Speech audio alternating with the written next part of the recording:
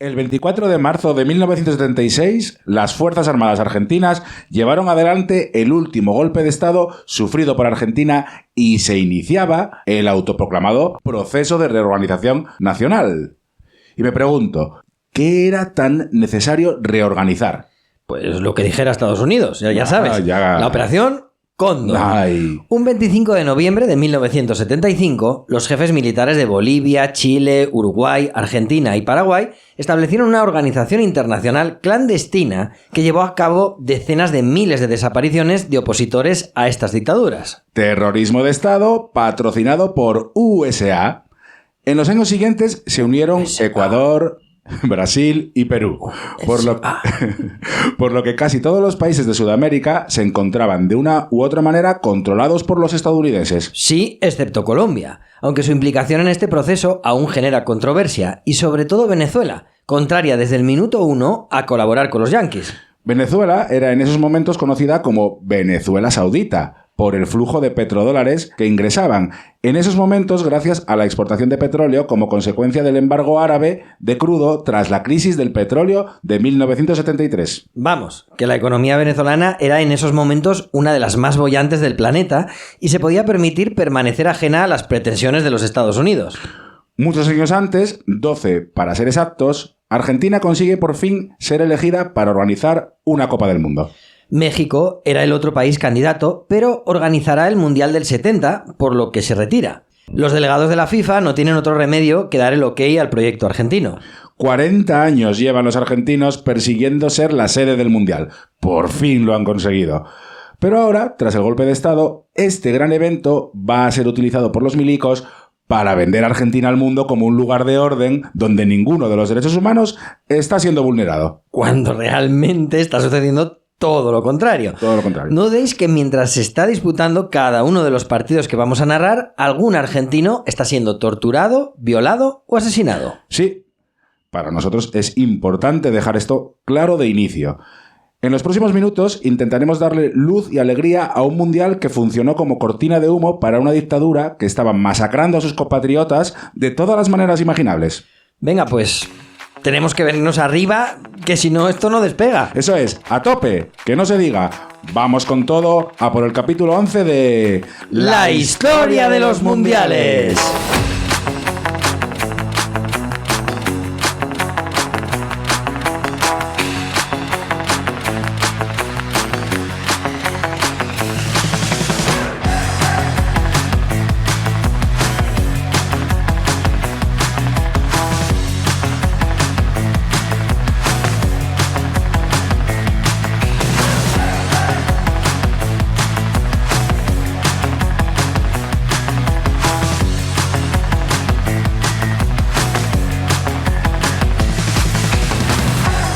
La cúpula de la dictadura militar argentina está formada por Jorge Rafael Videla, Orlando Ramón Alosti y Emilio Eduardo Masera. La ingenuidad nos hace a veces pensar que la relación entre estas personas es cordial y de respeto. Nada más lejos de la realidad. Videla procedía del ejército y Masera de la armada, y ahí siempre hubo lío. En junio de 1976, el dictador Videla nombra al general Omar Carlos Actis como presidente del ente autárquico Mundial 78. Actis es conocido por ser un dirigente austero e imposible de sobornar, de esos que muestran una actitud sobria ante los gastos y pelean el precio a los proveedores. Según documentos desclasificados posteriormente, Eduardo Masera intentó en multitud de ocasiones quitarse de en medio a Videla, bien por ambiciones meramente personales, bien por desacuerdos en lo referente a cómo abordar los proyectos más importantes del país. Y el Mundial de Fútbol era, por supuesto, uno de los proyectos estrellas de la dictadura. Era de vital importancia proyectar una imagen de país que ocultara lo que sucedía realmente en las catacumbas de todos los centros de detención clandestinos. Sí, pero además hay que gestionar dinero, mucho dinero, y llenar muchos bolsillos, ya sabes. Hombre. Por lo que un señor honrado como Actis, pues... Pero ¿cómo que honrado, hombre? ¿A quién se le ha ocurrido poner a alguien honrado a gestionar el dinero? El 19 de agosto de 1976, el general Omar Carlos Actis sale de su casa y se sube al coche para realizar una rueda de prensa ante los medios internacionales en la que va a dar detalles sobre el plan de ingeniería e infraestructuras que se va a llevar a cabo en el Mundial. En el trayecto, su vehículo fue atacado por varios sujetos y acribillado por múltiples impactos de proyectiles. Omar Carlos Actis muere asesinado. La versión oficial rápidamente sentencia que se trata de una acción de Montoneros, una organización peronista clandestina. Los asesinos plantan panfletos después de las balas, huyen y los medios repiten la versión oficial de la dictadura. Pero no fueron montoneros. La propia organización peronista se desentiende de este atentado poco después. Si no han sido ellos, ¿quién ha sido? Pues blanco y en botella, Diego. Ay, ya. El general Eduardo Masera ha matado 2 pájaros de un tiro. En primer lugar, se ha quitado de en medio a un hombre de Videla y en segundo lugar, Carlos Alberto Lacoste, que era el vicepresidente, asume el mando del proyecto. Claro, aquí no se da puntada sin hilo. Lacoste no solo es un socio fiel de Masera, sino que se muestra más flexible respecto a las cosas del dinero.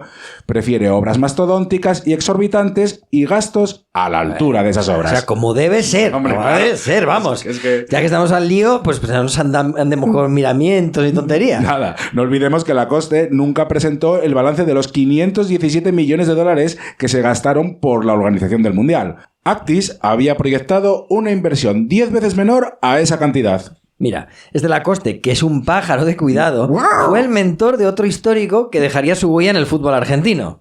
Estoy hablando nada más y nada menos que de Julio Grondona. ¡Ojo! O sea, nombrado presidente de la AFA en 1979 directamente por Lacoste. Además, Lacoste llegó a ser vicepresidente de la FIFA gracias a su amistad personal ¿con quién?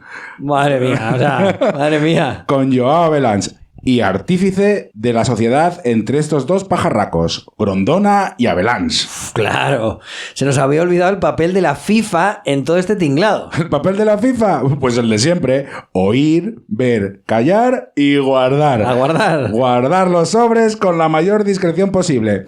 Bueno, ¿qué te parece si vamos girando el timón hacia la pelota de fútbol? Muy bien. ¿Y qué te parece a ti si lo hacemos a través de la figura del flaco César Luis Menotti? Perfecto. Supongo que te suena un equipo argentino que se llama Huracán. Es de los equipos medianos de Buenos Aires. Están Boca, River, Racing, Independiente y San Lorenzo. Y luego vienen Estudiantes de La Plata y Huracán. ¿Sabes cuántos campeonatos ligueros ha ganado Huracán en toda su historia? 1. El de 1973, con el flaco Menotti como entrenador. Venga, hagamos un poco de historia. Hasta finales de los años 50, en Argentina predomina un sistema que se llama La Nuestra. En La Nuestra primaba la improvisación, el toque y la gambeta sobre el orden, la fuerza y la velocidad. La gambeta había sido inventada a principios de siglo por los jóvenes criollos que jugaban en el puerto contra marineros escoceses que sabían correr pero no frenar. Los jovencitos sudamericanos, mal alimentados y menos desarrollados físicamente, usan su habilidad y su imaginación para evitar las patadas de los mastodontes europeos. Pero como relatamos en nuestro capítulo 6, llega el Mundial de Suecia de 1958 y Argentina pierde 6-1 contra Checoslovaquia en el conocido como desastre de Berna. La crisis que genera ese partido provoca que se comience a usar un sistema más parecido al europeo. En las siguientes 2 décadas se pone en práctica en Argentina un fútbol físico, defensivo, ordenado y especulativo, pero los resultados no llegan. Al lado, los vecinos brasileños han logrado adaptarse perfectamente al nuevo fútbol sin perder su esencia y ganan 3 Copas del Mundo en este periodo. Mientras, Argentina ha perdido su esencia, no la encuentra y además ni se acerca a los puestos altos de los campeonatos. Hasta que en 1974, Alfredo Cantilo, presidente de la AFA, nombra a Menotti, autor del gran fútbol desplegado por Huracán el curso anterior, como seleccionador nacional. Y a Cantilo lo han votado los clubes por unanimidad. Repite Menotti hasta la saciedad cuando se le pregunta si es el técnico de la dictadura. Y es que Menotti es comunista, de carnet, es miembro del Partido Comunista Argentino. Todo el mundo lo sabe y no es algo oculto. Y sin embargo, tiene el visto bueno de Videla y también el de Florindo Moretti, dirigente del Comité Central del Partido Comunista. Menotti niega cada vez que se le dice que está siendo utilizado por el régimen militar. Pero debemos recordar algo muy importante que en España no es muy conocido. El Partido Comunista Argentino apoya la dictadura a instancias de la URSS, que es quien recibe la carne y los cereales argentinos. Ah, pues mira qué bien. ¡Hombre! Se les debe de estar quedando el cuello torcido de mirar para otro lado, sabiendo como saben perfectamente que muchos y muchas de los suyos están siendo torturados y asesinados. Porque me creo que muchos no lo supieran por la cortina de humo desplegada por la dictadura. pero los del Partido Comunista Argentino, vamos, lo sabían perfectamente. Sin duda. Hombre, luego Menotti diría que no era consciente de las cifras. Pero volviendo a lo estrictamente futbolístico, la llegada del Flaco a la selección argentina sirve para recuperar la tradición de la nuestra, con su toque, su picardía, su afán lúdico y de ataque y su gambeta, por supuesto. Bueno, creo que hemos logrado establecer unas mínimas coordenadas en lo que se refiere al fútbol argentino, el mundial y la dictadura para poder movernos durante el resto del capítulo. Creo que podemos dar un paso adelante y comenzar con el clasificatorio. ¿Qué te parece? Pues me parece muy bien. Vamos con el fútbol.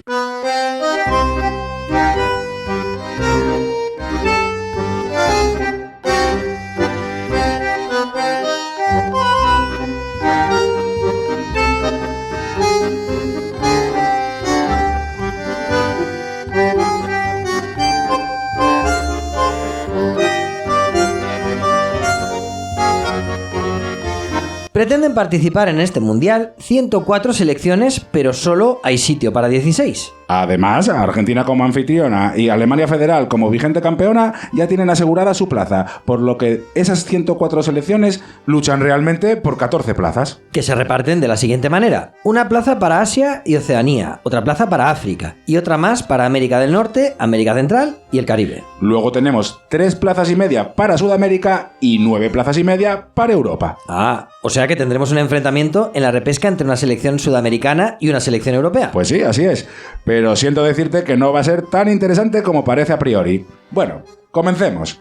¿Qué te parece si viajamos a Asia y Oceanía? Perfecto. En la zona de Asia y Oceanía se presentan de inicio 22 selecciones, pero se quedan en 21 porque Vietnam del Sur sería anexionada por Vietnam. Esa lista de 21 se reduce a 17 porque Sri Lanka, Corea del Norte, Irak y Emiratos Árabes Unidos se retiran de la competición.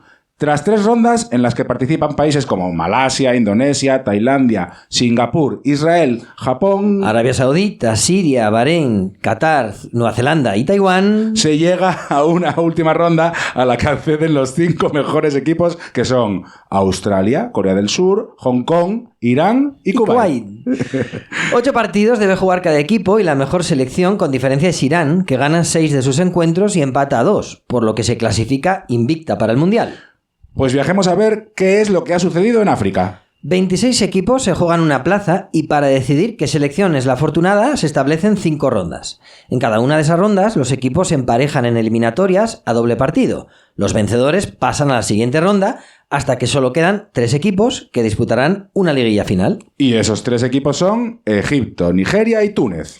Para llegar hasta aquí, Túnez ha eliminado a Marruecos gracias a su acierto en la primera tanda de penaltis de la historia de los mundiales, aunque sucediera en el clasificatorio y no en el mundial propiamente dicho. Es curioso porque en esa misma competencia africana hay otro empate a todo, incluido el golaveraje, en la eliminatoria entre Ghana y Guinea, pero no se soluciona con una tanda de penaltis, sino con el habitual partido de desempate. Bueno, después Túnez eliminó también a Argelia y a Guinea. Nigeria, por su parte, para llegar a esta liguilla final, elimina primero a Sierra Leona, después Zaire se retira y por último se deshace de Costa de Marfil. Y la tercera selección que va a disputar esta ronda final es Egipto, que ha eliminado a Etiopía, Kenia y Zambia. Nigeria comienza de forma muy prometedora la liguilla, empatando en Túnez a 0 en el primer partido y ganando 4-0 a Egipto en Lagos con, según Oded Bami, como estrella. El matemático, apodo por el que era conocido Oded Bami, sigue siendo a día de hoy el segundo máximo goleador de la historia de la selección nigeriana con 22 goles, por detrás de los 37 de Yekini. Pero tras estos 2 buenísimos resultados, Nigeria se diluye como un azucarillo y pierde contra Egipto en el Cairo. Y pierde también en casa contra Túnez por culpa de un gol en propia de Godwin Odille.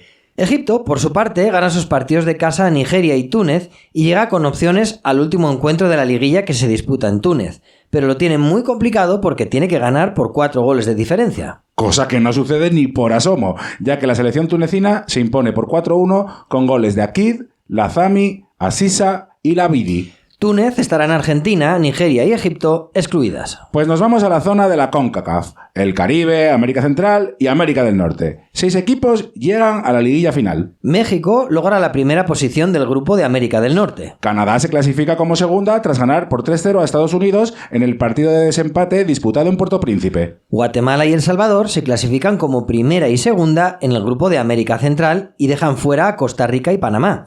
En el Caribe, sus 2 plazas se reparten en 2 zonas. En la zona A, tras 2 empates a 1, en La Habana y Puerto Príncipe, entre Haití y Cuba, se debe jugar un encuentro de desempate en el Estadio de la Revolución de Panamá, en el que se imponen los haitianos por 2-0.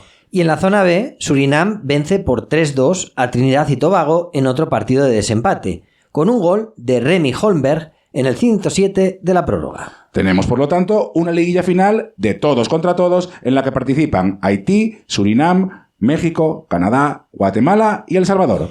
Esa liguilla no solo sirve para dilucidar quién se queda a la plaza en el Mundial de Argentina, sino que se trata de la ronda final del Campeonato de Naciones de la CONCACAF de 1977, que se disputa en México en octubre de 1977, con 2 sedes, el Azteca de México DF y el Estadio Universitario de Monterrey. México domina la competición con puño de hierro y se hace con la primera plaza, logrando la victoria en sus 5 partidos con 20 goles a favor y solo 5 en contra. Tras su ausencia en el anterior Mundial de Alemania, volveremos a tener a nuestros ratones verdes favoritos disputando la Copa del Mundo en Argentina.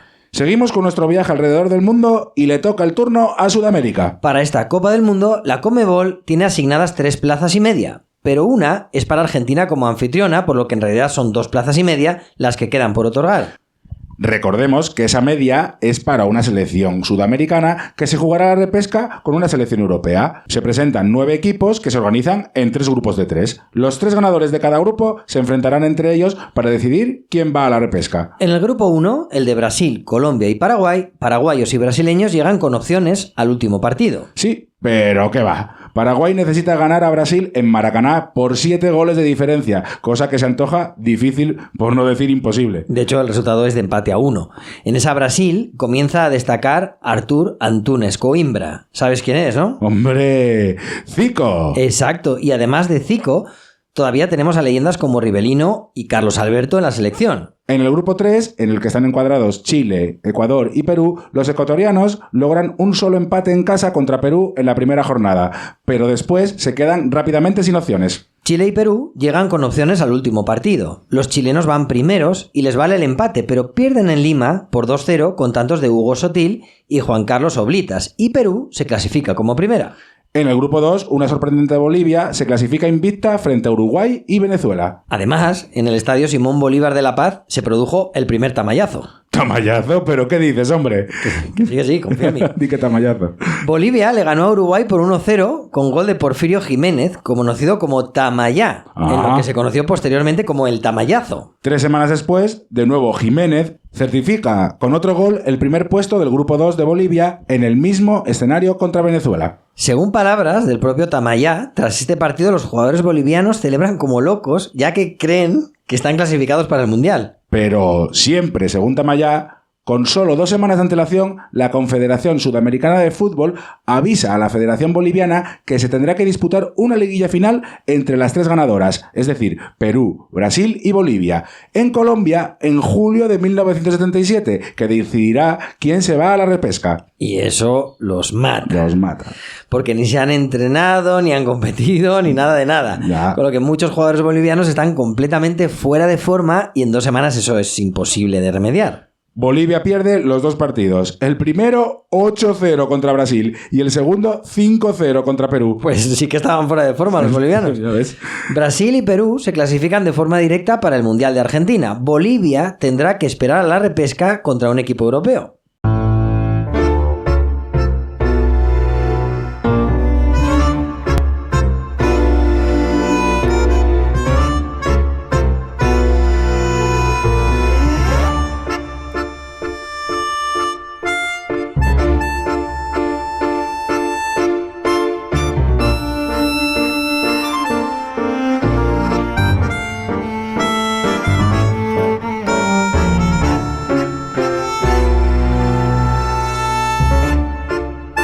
En la parte europea de la clasificación para la Copa del Mundo de 1978 tenemos a 31 equipos que quieren su billete para Argentina. Pero solo 8 lo conseguirán de forma directa y otro que se jugará su plaza con Bolivia. Esos 31 equipos se agrupan en 9 grupos, 5 grupos de 3 equipos y 4 grupos de 4 equipos. Los campeones de grupo se clasifican para el Mundial, excepto el peor primero, que será el que juegue contra Bolivia. Si 2 equipos empatan a puntos, se desempata teniendo en cuenta la diferencia de goles acumulada. Bueno, pues eso de que el peor primero juegue la repesca le pone un poco más de pimienta a estos últimos partidos, en los que algunas selecciones que han hecho los deberes pueden pensar en dejarse ir un poco. Sí. Ahora todo el mundo va a tener que poner toda la carne en el asador hasta el final. Pues en el grupo 1 tenemos a Dinamarca, Portugal, Polonia y Chipre. Recordemos que Polonia viene de realizar un Mundial de 1974 tremendo, en el que llegó a semifinales y se lo puso muy difícil a Alemania para pasar a la final. Y en los Juegos Olímpicos de Montreal 1976, los polacos llegan a la final y pierden también con Alemania Federal por 3-1. En ese equipo siguen destacando Sarmak, Lato y Deina. Este último, Casimir Deina, llega a clasificarse tercero en la votación del Balón de Oro de 1974 por detrás de Cruyff y Beckenbauer. Casi nada. Ser el mejor tras Cruyff y Beckenbauer es como ser el mejor de los mortales. Bueno, el caso es que Polonia sigue funcionando como una máquina perfectamente engrasada y a las primeras de cambio da un puñetazo encima de la mesa en el primer partido importante del grupo. Que se disputa contra Portugal en Oporto el 16 de octubre de 1976 en el estadio de Das Antas, predecesor del actual estadio do Dragao. Polonia se impone por un 0-2 con 2 goles en la segunda parte de Grzegorz Lato, dejando a su máximo rival, Portugal, en una situación muy peliaguda ya de inicio. A partir de ahí, y hasta el partido de vuelta, ambas selecciones ganan todos sus partidos, por lo que Portugal se presenta el 29 de octubre de 1977 en Polonia con opciones, pero tiene que ganar. Y solo consigue empatar a 1, por lo que los polacos se hacen con esa primera plaza. Dinamarca, por su parte, ha hecho un torneo clasificatorio horrible y solo gana sus 2 partidos a Chipre. Su estrella, Alan Simonsen, Balón de Oro de ese mismo año, 1977, se queda sin Mundial. Polonia estará en Argentina, Portugal, Dinamarca y Chipre excluidas. Sigamos con el grupo 2, en el que tenemos a Finlandia, Inglaterra, Italia y Luxemburgo. Italia e Inglaterra en el mismo grupo. Vaya tela. Ya ves. Imagino que Finlandia y Luxemburgo serán meros espectadores de este duelo entre ingleses y italianos. Sí, en Luxemburgo 0 points y Finlandia los 4 puntos de ganar ambos partidos a Luxemburgo. Vamos, que todo se resuelve en los enfrentamientos directos entre italianos e ingleses. El primero se disputa en el Olímpico de Roma el 17 de noviembre de 1976 y son los italianos los que se imponen por 2-0 con goles de Antonioni y Bettega. Y en el segundo, Inglaterra le devuelve el resultado a los italianos en Wembley. 2-0 con goles de Kevin Keegan a pase de Trevor Brooking y de Trevor Brooking a pase de Kevin Keegan. Todo se decide por la diferencia de goles. Inglaterra más 11, Italia más 14. Italia se ha aplicado más contra Finlandia y Luxemburgo y obtiene su premio. Estará en el Mundial. Inglaterra y Kevin Keegan, Balón de Oro del año 78, excluidos. Primera gran ausencia, Inglaterra a la calle, duro golpe para los ingleses. Pero sigamos con el grupo 3 en el que están encuadradas Austria, Turquía, Alemania Democrática y Malta. El tropiezo de Alemania Democrática frente a Turquía en Dresde el 17 de noviembre de 1976 resulta crucial para el devenir de este grupo. Ese empate a 1 en casa, a las primeras de cambio, lo va a arrastrar la RDA en su duelo por el primer puesto con Austria. Sí, porque los 2 enfrentamientos entre ambos se saldan con sendos empates a 1 en Viena y en Leipzig, pero Austria saca adelante el resto de partidos con lo que se clasifica primera de grupo. Austria, comandada por Hansi Krankel, estará en Argentina. Alemania Democrática, Turquía y Malta excluidas. Bien, pues seguimos con el grupo 4. El de Irlanda del Norte, Bélgica, Islandia y Países Bajos. Países Bajos, a pesar de haber perdido la final del Mundial de Alemania, no baja el ritmo y se clasifica invicta, cediendo únicamente un empate en casa contra Irlanda del Norte. En ese partido sucede una de esas jugadas que se han quedado para siempre en el anecdotario de la historia del fútbol. George Best coge la pelota y levanta la cabeza. Ahí está la portería contraria y ahí está Johan Cruyff. Lo normal sería ir hacia la portería contraria, pero no. No. Best tiene algo que demostrar y se encamina hacia Cruyff. Por el camino regatea a varios jugadores holandeses que le salen al paso. Se planta delante de Cruyff y le hace un caño en sus morros. ¿Cómo? Jos Best le hace un caño en sus morros a Johan Cruyff. Pero vamos a ver, yo quiero ver eso. ¿Cómo es que nunca lo he visto? Es que no hay imagen. No me digas. ¿Pero estamos seguros entonces de qué pasó? Sí, el caño y toda la jugada fue tal y como te lo he contado. Al parecer, antes del encuentro, varios compañeros de su equipo le habían preguntado si Cruyff era mejor que él, a lo que Best respondió que estuvieran atentos, que algo iba a pasar. Genio y figura. Jos Best.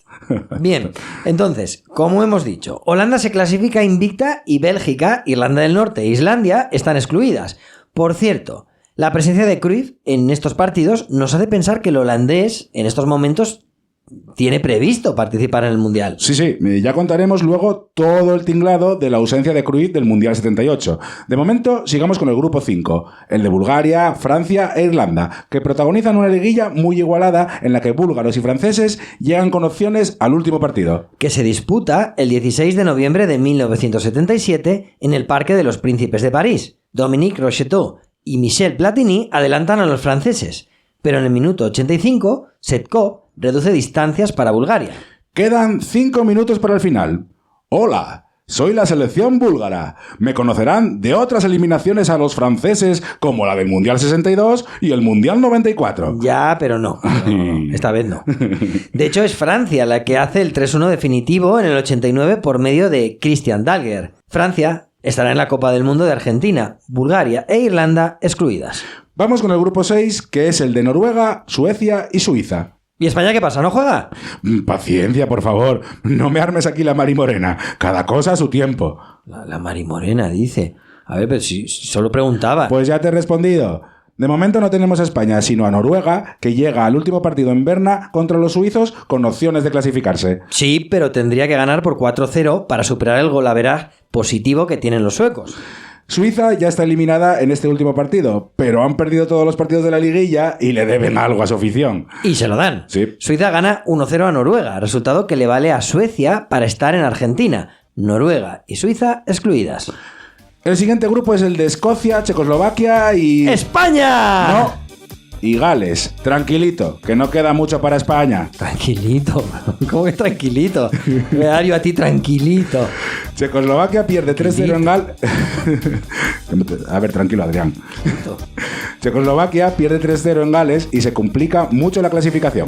Además, a continuación, pierde también en Glasgow contra Escocia, enterrando todas sus opciones. Escocia es primera de grupo y estará en la Copa del Mundo, y Checoslovaquia y Gales están excluidas. Seguimos con el grupo 8, en el que tenemos a Yugoslavia, Rumanía... ¡España! Sí, España. Pero antes nos vamos a dar un descanso con un pisco labis musical. No te creo.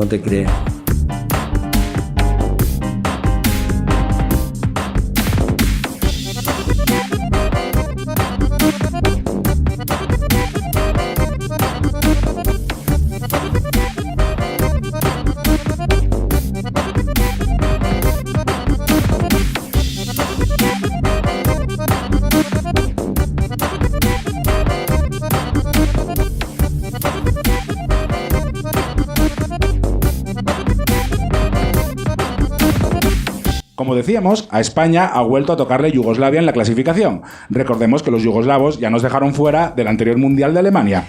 El 10 de octubre de 1976 se celebra el primer partido de la liguilla en el Sánchez-Pizjuán de Sevilla contra los yugoslavos, y la España del criticado Ladislao Kubala. Aunque sufre, logra sacar adelante el partido gracias a un solitario gol de Pirri en el minuto 86. Muy importante comenzar ganando en casa. Un tropiezo, ya sea en forma de empate o por supuesto de derrota, te deja muy tocado para el resto de la competición. Sí, porque lo normal es sacar adelante tus partidos de local y viajar a los de fuera con la idea de rascar algo, aunque sea un empate. Con esa intención se va a España a Rumanía para jugar su segundo partido en Bucarest, pero pierde 1-0 por culpa de un desafortunado gol en propia de Goyo Benito en el minuto 6. Tras esa derrota, a España le toca recibir a los rumanos el 26 de octubre de 1977 en el Vicente Calderón. Rumanía viene de conseguir la proeza de ganar en Yugoslavia por 0-2 y sacar algo positivo del Calderón, aunque fuera un empate, encarrilaría mucho su pase al Mundial. El partido es muy tenso y se nota desde el principio que ya estamos en una fase de la liguilla en la que cualquier tropiezo se paga y caro. España templa los nervios y sabe esperar su oportunidad, que se produce en el minuto 74, cuando Eugenio Leal logra establecer el 1-0 en el marcador. Gol importantísimo. Los rumanos no bajan los brazos, pero ese gol hace mella y 9 minutos después Rubén Cano marca el 2-0 definitivo.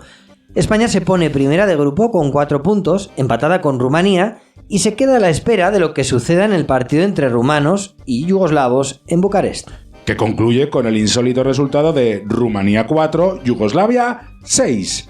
Los yugoslavos, como siempre, compiten hasta el final y con esa sorprendente victoria dejan a Rumanía sin mundial y se plantan en el último partido, que además se disputa en Belgrado, con opciones de clasificarse. Sí, pero tienen que ganar por más de un gol, un 1-0 o un 2-1 a favor de los yugoslavos. Clasifica España. Para ese partido trascendental en Yugoslavia, Kubala concentra a sus hombres en Madrid el día 22 de noviembre y el 28 parten para Belgrado. Se lleva 18 jugadores, 2 más de los 16 oficiales. Quería prevenir cualquier contingencia de última hora. Marañón y López fueron los que no se vistieron. 30 de noviembre de 1977. El dictador Tito ha concedido el día festivo en el país. El pequeño Maracaná de Belgrado, con casi 70.000 enfervorizados hinchas yugoslavos, es un verdadero infierno. Muy criticado por el bajo rendimiento del equipo en su larga etapa como seleccionador, Kubala se juega el puesto y prepara muy bien el partido. Confía plenamente en un 4-4-2 con el siguiente 11 titular: Miguel Ángel, Migueli, Camacho, Marcelino, San José, Leal, Pirri, Cardeñosa, Asensi, Juanito y Rubén Cano. La dureza de la Yugoslavia de Miljan Miljanic desde el inicio del partido no sorprende a nadie. Kustudic, de una entrada espeluznante, lesiona a Pirri en el minuto 13. Es sustituido y su puesto de líbero lo ocupa Olmo. Gracias a varios paradones de Miguel Ángel y a los postes de la portería, España sobrevive al asedio yugoslavo y logra llegar al descanso con el 0-0. La segunda parte sigue los mismos parámetros que la primera: acoso constante del equipo yugoslavo y defensa numantina de los españoles. Hasta que en el minuto 71, en uno de los escasos acercamientos del equipo español a portería contraria, Cardeñosa consigue centrar un balón que parecía perderse por línea de fondo. El balón llega a la frontal del área donde se encuentra Rubén Cano, quien en semifallo lo empuja con la espinilla a la red. No se puede decir que sea un golazo, no. Pero este tanto de Rubén Cano llena de confianza a la escuadra española. Los yugoslavos tienen que marcar 3 goles para eliminar a España, cosa que se antoja harto difícil ya que quedan solo 14 minutos para el final del partido. A pesar de que la clasificación se les ha puesto muy cuesta arriba, los yugoslavos no frenan en sus ímpetus. Mucinic caza a Juanito de mala manera y en plena tangana, Migueli acaba por los suelos agredido por Kostudic, que está desatado. La tensión es máxima y Kubala decide sacar a Juanito del campo y dar entrada a otro delantero, Dani. A la banda, que está preparado para salir a echar una mano en defensa, se queda finalmente en el banquillo. España entera estalla de alegría cuando el árbitro inglés Ken Barnes pita el final del partido. Ese gol de Rubén Cano y esta clasificación son las mayores alegrías que ha podido disfrutar el aficionado español desde aquella lejana victoria contra Suiza en Sheffield el 15 de julio de 1966 en la Copa del Mundo inglesa. 12 años. 12 años. Ni más ni menos. Bueno, pues España tiene su merecido billete para el Mundial de Argentina, Rumanía y Yugoslavia excluidas. Nos queda por otorgar una plaza, la última, que procede del Grupo 9, el de la Unión Soviética, Grecia y Hungría. Antes hablamos de lo importante que es, en grupos tan igualados como este, los puntos conseguidos fuera de casa, aunque sea un empate. Efectivamente, y en este grupo se inclina la balanza a favor de los húngaros gracias a su empate en Atenas en la primera jornada del clasificatorio, que junto a sus 2 victorias en casa le hacen sumar 5 puntos. La Unión Soviética consigue ganar en casa sus 2 partidos, pero se queda en 4 debido a que no puntúa fuera. Entonces Hungría, clasificada para el Mundial, y la Unión Soviética y Grecia excluidas, ¿no? Sí, la URSS y Grecia quedan eliminadas, pero Hungría tiene que ir a la repesca. Es el peor primero de los 5 grupos, que solo están integrados por 3 selecciones. De todas maneras, no nos volvamos locos. La repesca es un paseo para Hungría ante una Bolivia que, pese a todos los cambios estructurales que se han producido en la Federación Boliviana tras la debacle en Colombia, pierde por 6-0 en Budapest, haciendo un ridículo espantoso. Al final no estaban clasificados. No parece. Y en la vuelta en La Paz, los bolivianos logran hacer un mejor papel, pero vuelven a perder 2-3. Hungría estará en el Mundial, Bolivia excluida. Bien, ya tenemos a las 16 clasificadas. Ya estamos cerca de comenzar con la competición. Pero antes, ya sabes, vamos a darle un repaso a las sedes, el balón, las reglas y el formato. Con respecto a las sedes, ¿tú te acuerdas del general Omar Carlos Actis? Sí. El que murió en el atentado perpetrado por la Armada. Sí, el encargado del plan de las infraestructuras del Mundial. El que administraba los dineros, vamos. Exacto. Pues la idea de Actis era poner en marcha unos presupuestos relativamente austeros a través de los cuales remodelar y modernizar los estadios más importantes. Pero nada de construir unos nuevos. Y por eso, entre otras cosas, se lo quitaron de en medio. Lo primero que hizo su sucesor en el cargo, Carlos Alberto Lacoste, fue ampliar al máximo los presupuestos y, además de las remodelaciones, proyectar la construcción de 3 nuevos estadios en las ciudades de Córdoba, Mendoza y Mar del Plata. Como tiene que ser. Es que claro que sí. Qué austero ni qué austero. Claro. Alrededor de 700 millones de dólares se gastaron de las arcas públicas, de los que nunca se dio la más mínima explicación. Las sedes para este mundial se distribuyen en 5 ciudades. Buenos Aires, por supuesto, con el Monumental, que tiene capacidad para más de 75.000 espectadores, y el José Amalfitani, con cerca de 50.000 asistentes de aforo. En Mendoza tenemos el Estadio Ciudad de Mendoza, con capacidad para alrededor de 50.000 espectadores. En Córdoba será sede del mundial el Estadio Córdoba, en el que también entran alrededor de 50.000 personas. En Mar del Plata, el Estadio Mundialista, con aforo para casi 43.000 aficionados. Y en Rosario, el Estadio Gigante de Arroyito, con una capacidad superior a las 42.000 espectadores. Muy bien. Oye, tengo aquí una anécdota sobre los árbitros que yo creo que merece la pena. ¿La cuento? Hombre, por favor, adelante. La FIFA presenta 28 árbitros en esta Copa del Mundo, de los cuales uno es español, Ángel Franco Martínez, que arbitró en la Liga Española desde 1966 a 1986. Bueno, pues imagínate los titulares. Claro, algunas publicaciones aprovechan el apellido del colegiado para criticar al dictador. Franco es muy malo. Franco se cargó el partido. Todos culpan a Franco. Exacto. Y esto se corta de raíz instando a que los estamentos arbitrales y los medios de comunicación digan el nombre de los árbitros con los 2 apellidos, sin excepción. Si te fijas, en el resto del mundo se conoce a los árbitros por su nombre y su primer apellido, mientras que en España siempre usamos los 2 apellidos, pues al parecer viene de esto. Curioso, sí señor. Hola mundialista. Interrumpimos el capítulo un momento para recordarte que para nosotros es muy importante conocer tu opinión y saber que estás ahí. Suscríbete en Spotify, iVoox y YouTube y déjanos un like y un comentario sobre lo que te ha parecido el episodio. Y visita nuestra web www.lahistoriadelosmundiales.es, que está chulísima. Bueno, ya no te interrumpimos más. Sigue disfrutando de la historia de los mundiales. Bueno, sigamos con el balón. Para este Mundial de Argentina tenemos el Adidas Tango Durlast, que mantuvo el formato de 12 pentágonos y 20 hexágonos de su antecesor, el Telstar, pero el dibujo era completamente nuevo. Sí, así es. Contenía unas estructuras triples de color negro que, al unirse en los hexágonos, creaban la ilusión óptica de 12 esferas blancas. En su momento hablamos de lo icónico que era el diseño del primigenio Telstar, pero este no le va a la zaga. Sí, ese diseño se usó con muy pocas modificaciones en las siguientes 5 Copas del Mundo. Más allá de la estética, lo que podemos destacar del tango es que se combinó el cuero y el poliuretano, lo que hizo que ese balón fuera completamente impermeable. Con respecto a las reglas, no hay ninguna novedad importante y con respecto al formato se establecen 4 grupos de 4 equipos. Las victorias valen 2 puntos y el empate 1. Como en el Mundial anterior, los 2 primeros de cada grupo se clasifican para la siguiente fase, que recordemos, está formada por 2 liguillas de 4 equipos en las que el primero de cada grupo se clasifica para la final. Y los segundos para el tercer y cuarto puesto. Bien, perfecto. Ya está todo. Estamos preparados. Comencemos con el Mundial. Espera. ¿Qué? Antes debemos mencionar a la mascota. ¡Hombre! Gauchito. Gauchito.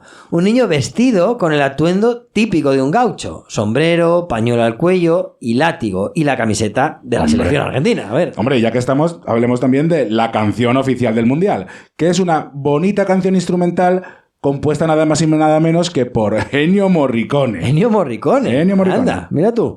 Ni colorado se puso el compositor italiano de colaborar con la dictadura argentina, a la que este tipo de colaboraciones le venían como anillo al dedo para lavar su imagen. Mal, Ennio, mal. Y para demostrar mi enfado, y también todo hay que decirlo, mi canguelo a que tengamos problemas de derechos de autor, dada la relevancia del autor, no vamos a pinchar un trozo de la canción del Mundial, sino este delicioso tango sin copyright ni que decir tiene.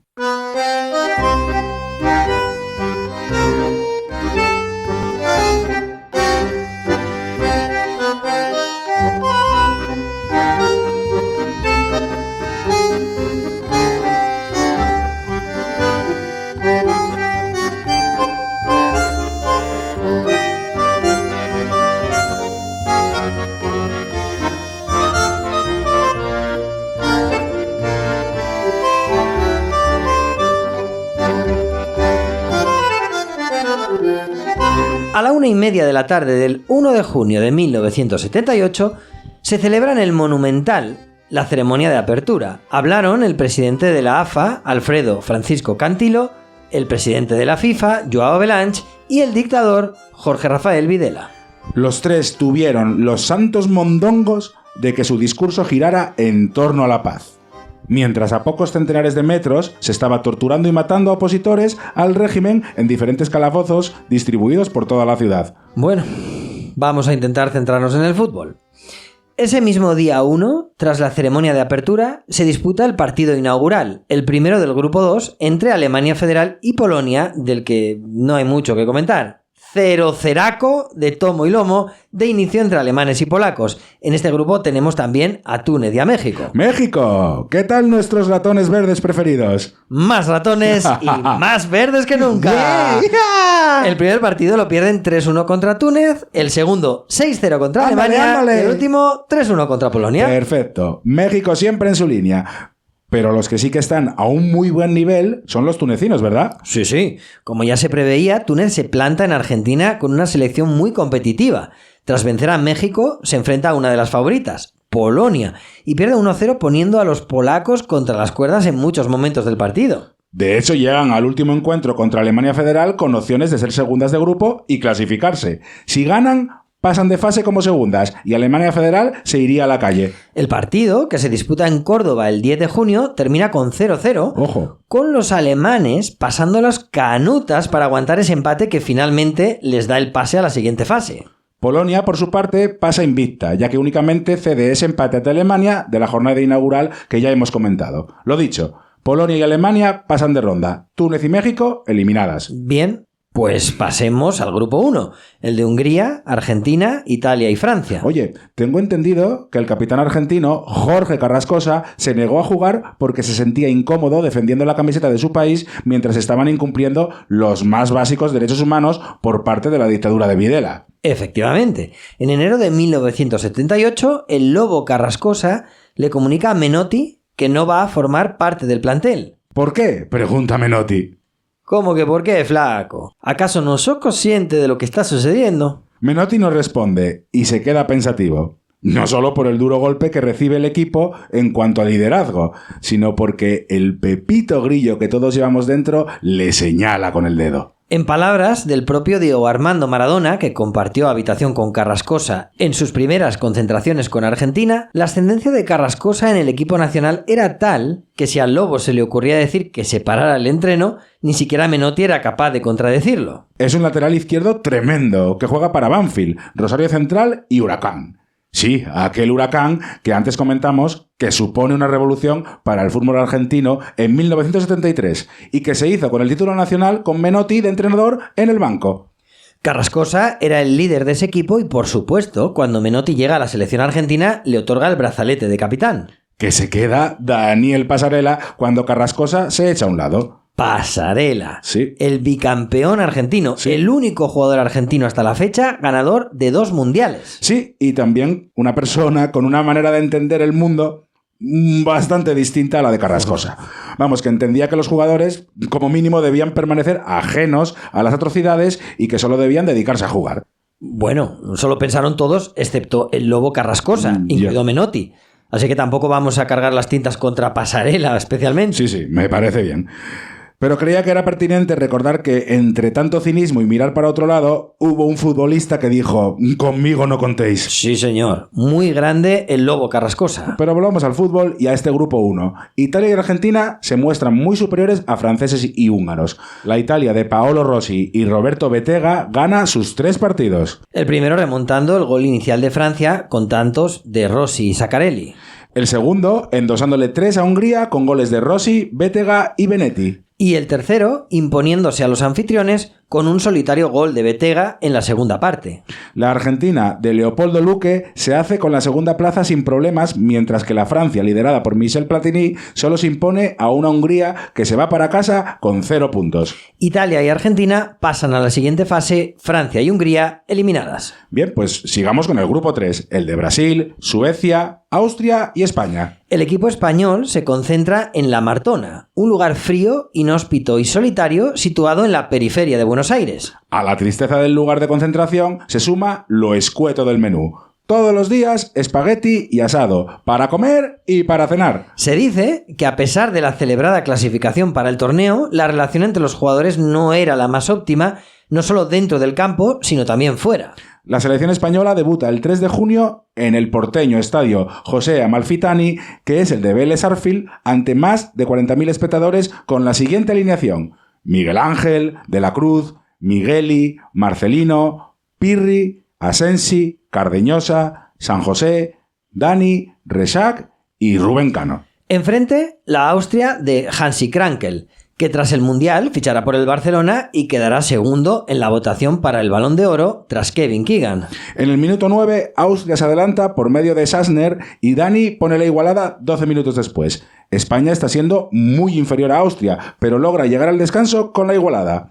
Objetivo: llegar al final del partido con ese empate y llevarse al menos un punto. El plan funciona a duras penas, con Miguel Ángel haciendo paradas de todos los colores, hasta que en el minuto 75, Cruyff remata a portería desde fuera del área, el balón impacta contra Migueli y la pelota se queda muerta en el punto de penalti para que Krankel la ajuste al palo izquierdo de fuerte zurdazo. España pierde 2-1 en un debut horroroso en el que los austriacos hicieron méritos para llevarse un resultado más abultado. El otro partido de la jornada es el que enfrenta a Brasil contra Suecia. La noche anterior, el jugador sueco Ralf Edström es secuestrado durante varias horas. Al parecer, el día anterior ya había tenido un encuentro muy extraño en un bar con un hombre que se le acercó para conversar diciendo que era abogado. Ese hombre misterioso se puso a llorar dramáticamente cuando parecía que se enteró de que era sueco, mientras gritaba: ¡Suecia, un país libre! El propio Edström nos cuenta lo sucedido. La noche siguiente, 2 hombres vinieron a las afueras del hotel. Me agarraron por el brazo y me dijeron que fuera con ellos. Me asusté mucho. Me llevaron por los corredores hasta una habitación debajo del hotel. Me sentaron en una silla, donde un hombre vestido de militar, con anteojos de sol, estaba al otro lado de la mesa. Le mostré mi identificación como jugador de la Copa del Mundo, me dieron una taza de café y después de eso me liberaron. Edström siempre ha asociado este secuestro con la desaparición y asesinato de la joven sueca Dagmar Hagelin. Hay testimonios de personas que la vieron con vida en el centro clandestino de detención de la ESMA, la Escuela de Mecánica de la Armada. Uno de esos lugares terribles que los militares eligieron para torturar y asesinar personas. El padre de la joven movió cielo y tierra para denunciar lo que estaba sucediendo, y el hecho generó un escándalo internacional y pidieron por su vida personalidades como Jimmy Carter y Juan Pablo II. ¿Qué te parece? Jimmy Carter, presidente de los mismos Estados Unidos, precursores de la Operación Cóndor, responsable en parte de lo que estaba sucediendo en Argentina y en toda Sudamérica, pidiendo que liberen a la chica. Por favor, un buen Nobel de la Paz para ¡Claro, jolín! Bueno, volviendo al fútbol. Ralf Edström no es de la partida en el 11 inicial de Suecia, pero sí que juega los 10 últimos minutos cuando el partido registraba un empate a 1 que ya no se movería. Como hemos podido comprobar, la selección brasileña, que no pasa del empate ante Suecia, no se encuentra en su mejor momento. Tras la derrota ante Austria, la selección española debe ganar si quiere seguir teniendo opciones de pasar a la siguiente ronda. Kubala deja a Pirri y a Resac en el banquillo. El partido fue malo, con escasas ocasiones, pero la mejor la tuvo Cardeñosa en sus botas. El famoso error de Cardeñosa. Efectivamente. Lo que se ha quedado en el recuerdo de esta época de la selección española es el gol de Rubén Cano en Belgrado, que supuso la clasificación para un mundial 12 años después. Y el error de Cardeñosa. El error de Cardeñosa. Sí, nosotros no pudimos ver ese partido porque, entre otras cosas, no habíamos nacido. Problema. Claro. Pero sí nos ha quedado claro, a lo largo de los años, que el jugador del Betis, Julio Cardeñosa, falló una ocasión a puerta vacía contra Brasil. Así es. Corre el minuto 72 en el Estadio Mundialista de Mar del Plata. Tiene la pelota Uría en la banda derecha, que la cuelga al área con la intención de que Santillana le gane la batalla aérea a los defensas brasileños, cosa que sucede, y le deja la pelota franca a Cardeñosa en el punto del área. Cardeñosa decide no impactar la pelota de primeras. Buena idea. El terreno de juego no está en buenas condiciones. Mejor asegurar. El portero Leao ha salido a por uvas y no se encuentra en la portería. El único que corre hacia puerta es el defensa Amaral, mientras que Cardeñosa inicia una pequeña conducción antes de disparar a puerta al único lugar donde no debería tirar. Exactamente donde estaba Amaral, ¿verdad? Sí, exactamente. Donde estaba Amaral, que rechaza la pelota. Pero la jugada no termina ahí, ya que el rechace le llega a Eugenio Leal, que cerca del área pequeña y escorado un poco a la derecha, impacta un derechazo que está a punto de colarse en la portería, pero lo salvan desde el suelo al unísono Amaral y Leao. Finalmente es el defensa quien, sentado en el suelo, es el que envía la pelota a córner con los dos pies. Estuvo a puntito de ser gol. A ver, desacierto por parte de Cardeñosa, seguro. Pero también mala suerte. Oye, ¿sabes de quién me estoy acordando ahora? De Moacir Barbosa. Madre mía. El portero de Brasil, el del Maracanazo, el que pagó los platos rotos de aquella derrota. Bueno, pues lo de Cardeñosa, a ver, no llega a ser como la repudia generalizada que sufrió el guardameta brasileño durante años, pero su nombre siempre se ha asociado a ese error. Nadie recuerda que en el gol de Rubén Cano en Belgrado es él, Cardeñosa, el que le mete un pase increíble que acaba dentro de la portería yugoslava. Bueno, el partido acaba con 0-0. España llega con opciones a la última jornada.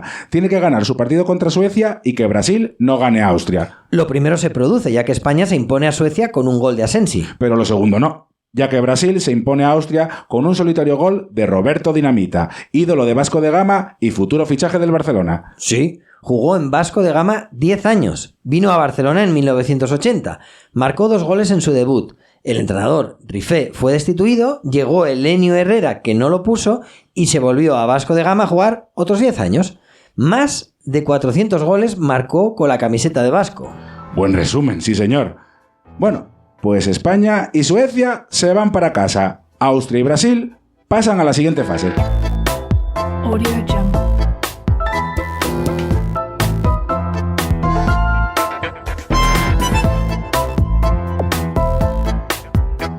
Audio Jungle.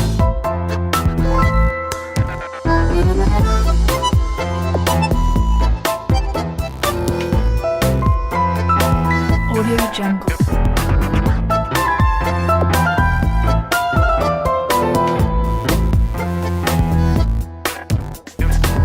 Vamos con el grupo 4, el de Escocia, Holanda, Irán y Perú. Es momento de explicar por qué Johan Cruyff decide no participar en el Mundial. Hay quien dice que, de la misma manera que Jorge Carrascosa, el capitán argentino, el holandés tomó esa decisión para mostrar su rechazo a la dictadura argentina. Sí, pero no es así. El propio Cruyff lo ha desmentido en varias entrevistas. El flaco comenta lo siguiente. Retirarme a los 31 me rondaba por la cabeza desde jovencito. Pensaba que no tenía la agudeza mental suficiente para ser convocado para el equipo del Mundial. Tras la decepcionante Eurocopa de 1976, en la que nos eliminó Checoslovaquia en una espantosa semifinal, mis dudas empezaron a crecer. Pero en 1977 volví a tener, por un momento, buenas sensaciones. Jugamos con la selección holandesa unos encuentros magníficos contra Inglaterra y Bélgica, y yo empecé a preguntarme seriamente si debería aprovechar la oportunidad de ir a Argentina el verano siguiente con un equipo tan fuerte. Pero entonces sucedió algo terrible el 17 de septiembre de 1977. Lo cuenta el propio Cruyff. Yo estaba en casa, viendo un partido de baloncesto en el televisor, cuando suena el timbre de la puerta.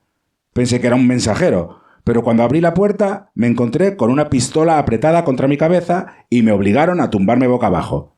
Todos estábamos en casa, los niños estaban en su cuarto y aquel hombre le dijo a Dani, mi mujer, que se tumbara también. Yo intenté razonar con él.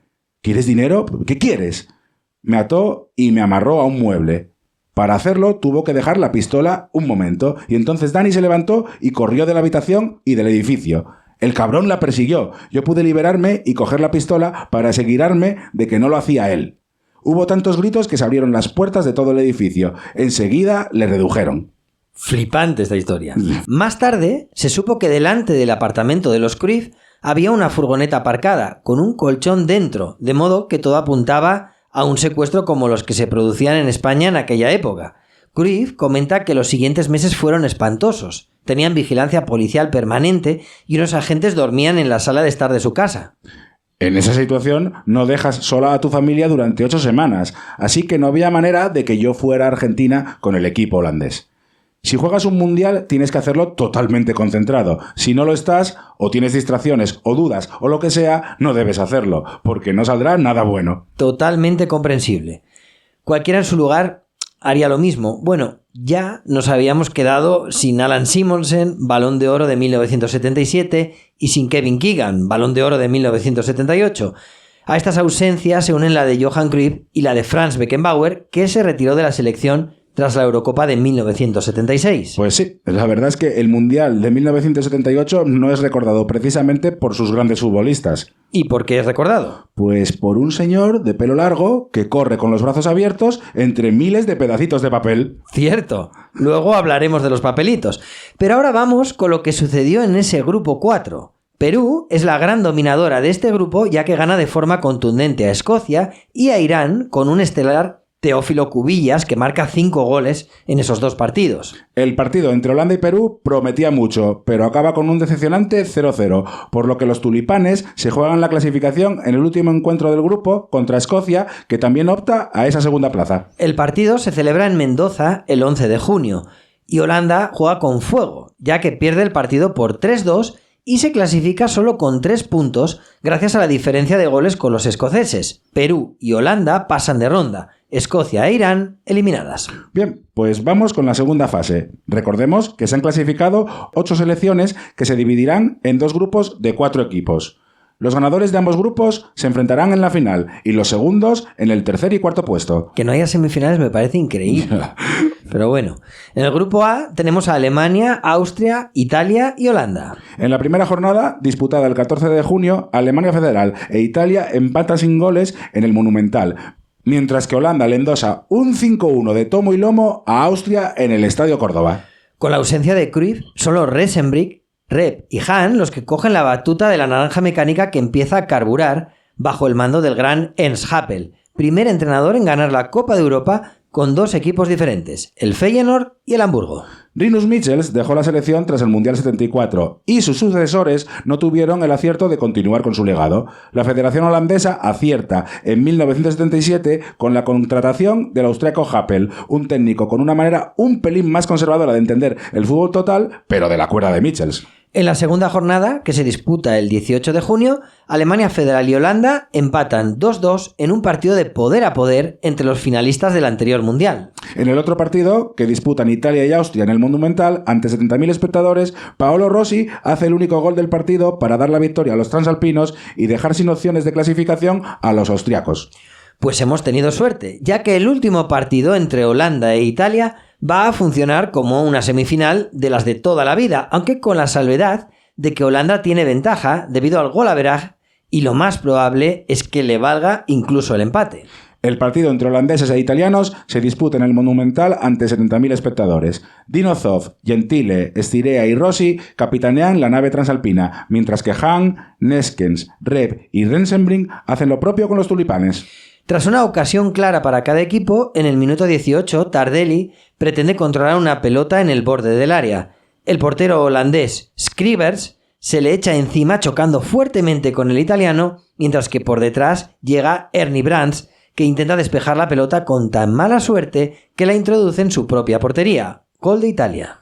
Holanda tiene la pelota, pero las ocasiones llegan por parte de Italia, aunque Holanda tiene una muy clara de Rensenbrink en el 32 que se va al palo.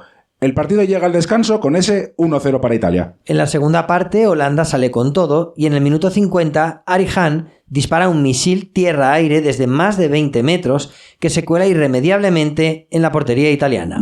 ¡Vaya golazo! ¡Golazo! Pero si ese te parece un golazo, espera que te cuente este otro. Minuto 75, la tiene Ernie Brands, ya sabes, el del gol en propia, a más de 20 metros de portería y se le ocurre probar suerte. ¿Por qué no? Si el otro fue un misil, este es un cohete que se estrella en el palo derecho de la portería de Dino Zoff y se va para adentro. Nada que reprochar al gran Dino Zoff en ninguno de los dos goles holandeses, es que son imparables. Bueno, pues ya tenemos un finalista, Holanda. Italia disputará el tercer y cuarto puesto. Alemania y Austria se van para casa tras un partido en el que los austriacos se dan el gustazo de ganar 3-2 a sus vecinos. Bien, pues vámonos al grupo B, el de Polonia, Brasil, Argentina y Perú. En la primera jornada, Brasil vence a Perú en Mendoza por 3-0 con 2 goles de Dirceu y 1 de Zico. A la misma hora, en el Monumental, Mario Alberto Kempes mete sus 2 primeros goles del Mundial a Polonia. Sí, pero casi más importante que sus 2 goles fue su paradón en el minuto 10. ¿Paradón? ¿Cómo que paradón? Sí, paradón, como lo oyes. Como decía, estamos en el minuto 10. Polonia bota una falta que remata Lato y cuando el balón está a punto de colarse en la portería, Kempes, haciendo gala de unos reflejos felinos, ataja el remate. Bueno, pero será penalti y expulsión. Sí, penalti sí, pero ni amarilla vio Kempes. Le salió barata la parada. Baratísima. Además, la jugada le sale perfecta porque Deina lanza regular la pena máxima y Fillol ataja la pelota sin problemas. Importantísima esa intervención. Luego llegaron los 2 goles mencionados de Kempes que establecieron ese 2-0 definitivo en el marcador. En la segunda jornada, Polonia le gana 1-0 a Perú con gol de Andrzej Starmak, el máximo goleador de los Juegos Olímpicos de Montreal de 1976, que deja sin opciones a Perú. El otro partido enfrenta a Argentina contra Brasil. Nota que perderlo te deja casi sin opciones, por lo que ambos equipos se muestran muy cautos y no arriesgan. El resultado final es un inevitable 0-0. No se puede hablar de biscotto, pero vamos, que el empate le venía bien a los dos. Bueno, cuando se habla de este mundial, te acuerdas de un señor con pelo largo celebrando gol con los brazos abiertos mientras caen millones de papeles del cielo. Pero también te acuerdas del sospechoso 6-0 de Argentina a Perú. Efectivamente. Todo empieza ya torcido cuando el partido de Brasil contra Polonia se programa a diferente hora que ese Argentina-Perú. Debería haberse jugado a la misma hora, sí señor, no hay duda de eso. Pero hay que decir que mientras que en el grupo A todos los partidos de las jornadas se disputaron a la misma hora, en este grupo B, en todas las jornadas, se ha jugado en horario diferente, por lo que no es algo que haya sucedido únicamente en esta jornada final. Brasil juega primero y gana 3-1 a Polonia, en Mendoza, con 2 goles de Roberto Dinamita y otro de Neliño, por parte brasileña, y un gol de Lato por parte de los polacos. Las cuentas son claras. Argentina debe ganar por una diferencia de 4 goles o más para clasificarse para la final. El partido se disputa en Rosario el miércoles 21 de junio ante casi 40.000 espectadores. ¿Sabes quién visita el vestuario peruano antes del partido? El dictador argentino Jorge Rafael Videla. O sea, Videla en persona baja al vestuario. Así es. Imagínate por un momento que eres un jugador peruano, Bien. te estás ajustando las botas pensando en lo que se te viene encima, levantas la cabeza y ves entrar al vestuario una comitiva encabezada por el dictador Videla. Increíble. ¿Crees que es necesario que te compren de alguna manera? Hostia. Pues no, todo queda claro y meridiano. Esa visita al vestuario significa que si quieres que tu vida y la de los tuyos siga como hasta ahora, pues ya sabes lo que tienes que hacer. Efectivamente, y así fue. Teorías conspirativas aparte, unas más acertadas y otras más descabelladas, lo cierto es que nadie puede reprocharle a ningún jugador peruano que no metiera la pierna con intensidad aquí o allá, que no realizara sprints a la máxima velocidad como siempre, o que no estuviera concentrado al máximo durante todo el encuentro. No, sabes lo que tienes que hacer y lo haces. Argentina gana 6-0 con 2 goles de Kempes, 2 del Pulpo Luque, 1 de Tarantini y otro de Haussmann. Todo estaba solucionado en el minuto 72. Para que no hubiera dudas. Bien, pues ya tenemos final y partido de tercer y cuarto puesto. La final la disputarán Argentina y Holanda y el tercer y cuarto puesto Italia y Brasil. En la final de consolación, 2 goles de Neliño y Dirceu remontan el inicial tanto italiano de Franco Causio. En condiciones normales, si Perú hubiera disputado el partido contra Argentina al 100%, Brasil hubiera sido probablemente finalista. Pero dadas las circunstancias, se tiene que conformar con un notable tercer puesto que no está nada mal para una selección que no brillaba tanto como otras de anteriores mundiales.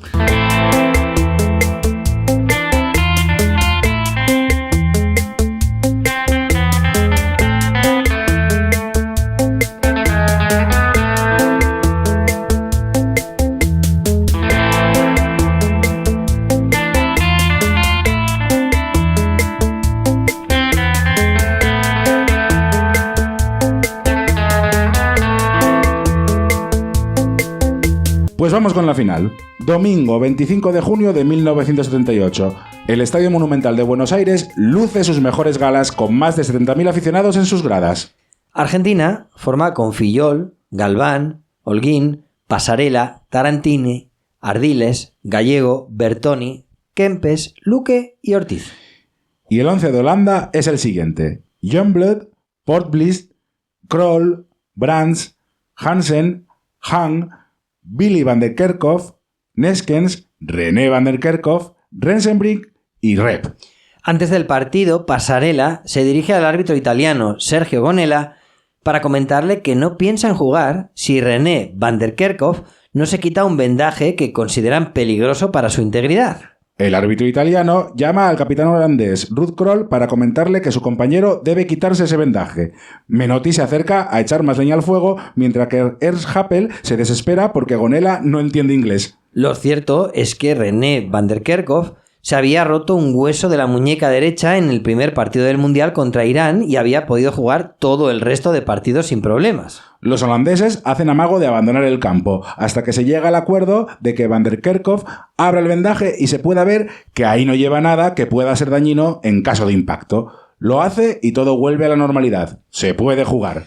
Años después, a través de entrevistas y biografías, varios jugadores admitieron que todo fue parte de un plan para sacar a los holandeses del partido. Mientras Pasarela y Menotti se encargaban de todo, los argentinos calentaban mientras que los holandeses discutían con el árbitro. Pero la verdad es que tampoco es que le sirviera de mucho. El partido es muy trabado y hay continuos parones por las faltas. Es muy difícil hilvanar las jugadas. Hasta que en el minuto 38 los jugadores argentinos logran concatenar a duras penas una serie de pases librando las patadas que lanzan los holandeses. El balón le llega a Kempes al borde del área y se lo adelanta de forma magistral para lanzarse posteriormente al suelo e impactar la pelota al fondo de la red.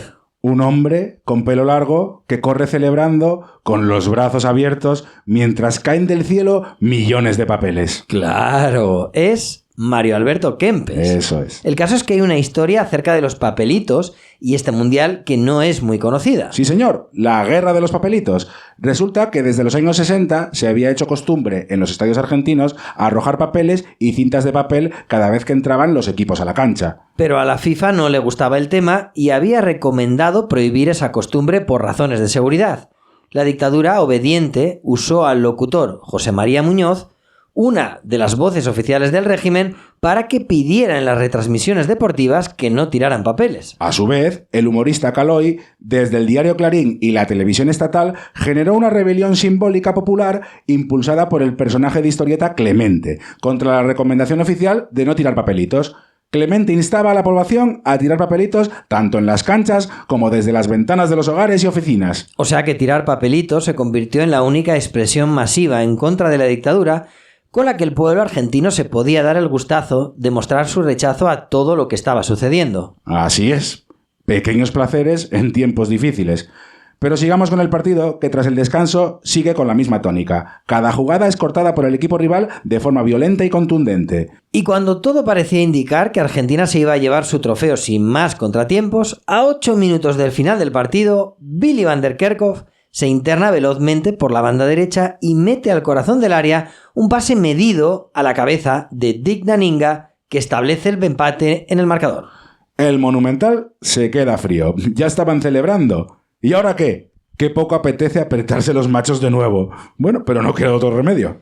Sí, pues Holanda la tiene clarísima en el minuto 90 Total. con una pelota que le llega a Rensenbrink, que dispara a puerta pero da en el palo y es despejada por la defensa argentina. La tuvo Holanda, y muy gorda. El dios del fútbol no es holandés, eso está claro. Totalmente. Bien, pues nos vamos a la prórroga. Si durante los 90 minutos la tensión era elevada, te puedes imaginar cómo sería en la prórroga. Hasta que en el minuto 100, tras una serie de rechaces y a trancas y barrancas, Kempes consigue introducir el balón en la portería holandesa poniendo el 2-1 en el marcador. A 5 minutos para el final, jugada de Kempes que se interna en el área. El balón le llega a Bertoni, que supera al portero holandés y establece el 3-1 definitivo. Argentina es campeona del mundo.